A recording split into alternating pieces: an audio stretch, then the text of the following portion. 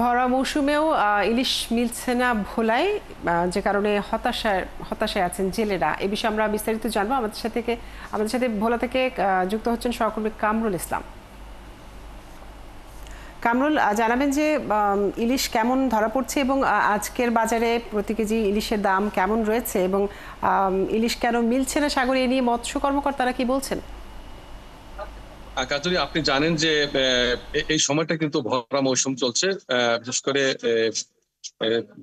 এই সময়টা মানে যে এই ইলিশ পাওয়ার কথা, আষাঢ় শ্রাবণ ভাদ্র আশ্বিন আসলে এই ভরা মৌসুম।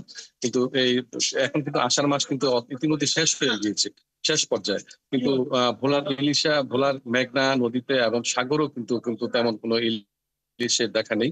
আমি রয়েছি এখানে এই একটি ঘাটে, যেটা ইলিশা ভোলার তুলাতুলি ঘাটটি।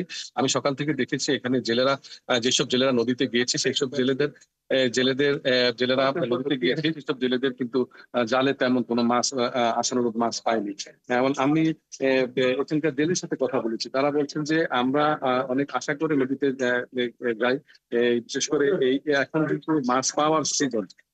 বিশেষ করে আপনি জানেন যে আষাঢ় মাসে ভরা মৌসুম, এখানে মাছ, প্রচুর পরিমাণ মাছ পাওয়ার কথা মেঘনা নদীতে। কিন্তু জেলেরা প্রতিদিনই নদীতে যায়, কিন্তু তারা সেই পরিমাণ মাছ পায় না এবং তারা খালি হাতে ফিরে আসে। তারা লোকসানের মুখে পড়ে। লোকসানের মুখে পড়ে। এখানে চাষে ইলিশ মাছ, যেসব মাছগুলো রয়েছে, বিশেষ করে পোয়া মাছ, শুটকা মাছ, দাম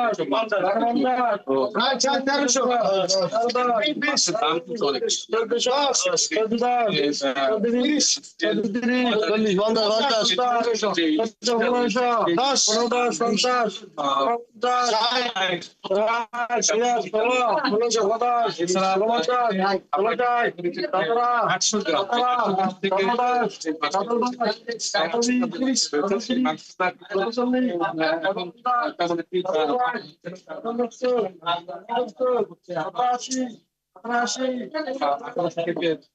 অনেক এছাড়া মাছগুলি পাওয়া যাচ্ছে আপনার